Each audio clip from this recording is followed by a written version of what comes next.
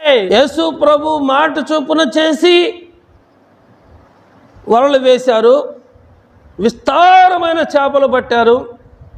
ఆ పడిన చేపలకు వారి వలలు పిగిలిపోతున్నాయట. యేసయ్య ఒకే మాట చెప్పాడు, వల వేయండి అన్నాడు. వారు ఒక్కసారి వేసారు వల. సముద్రంలో చేపలన్నీ కూడా ఒకే చోటుకు వచ్చేసినాయి. యేసయ్య మాట చొప్పున ఆ పేతురు వల వేశాడు, ఆ చేపలన్నీ కూడా వలలోకి వచ్చేసేసి. చూడండి, సముద్రంలో ఉన్న చేపలు యేసయ్య మాట విన్నాయి, పడవలో ఉన్న పేతురు కూడా యేసయ్య మాట విన్నాడు. చేపలన్నీ వచ్చి వలలో పడ్డాయి, వలలు పిగిలిపోతున్నాయట.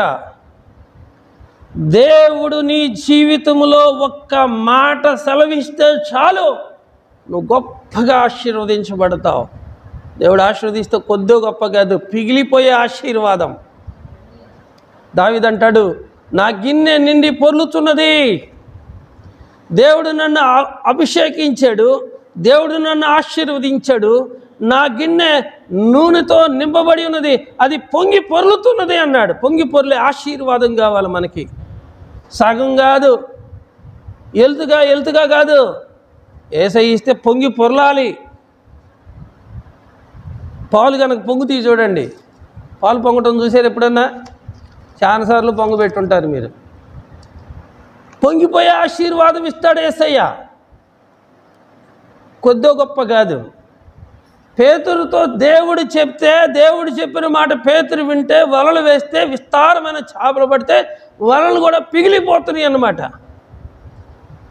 అంత ఆశీర్వాదం పొందుకున్నాడు పేతురు.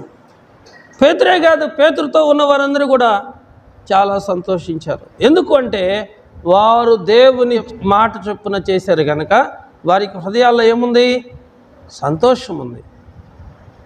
అందుకని దేవుని వాక్యం తెలియజేస్తుంది, యెహోవా ఆశీర్వాదం ఐశ్వర్యం ఇచ్చిద్దంట.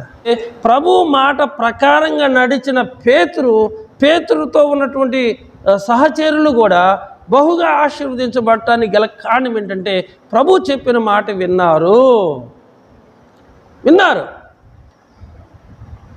మరి మీరు వింటున్నారా? మీరు చెప్తారు, బాధలు ఉన్నాయి, కష్టాలు ఉన్నాయి, ఇబ్బందులు ఉన్నాయి, చాలా సమస్యలు ఉన్నాయి, గడవటం చాలా కష్టంగా ఉందని.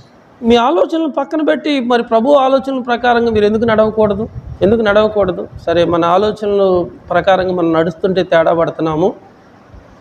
పేతురు తన ఆలోచనల ప్రకారంగా నడవకుండా దేవుని చిత్తానుసారంగా నడిచినప్పుడు కదా ఇలాంటి ఆశీర్వాదాలు ఆయన పొందుకున్నాడు కనుక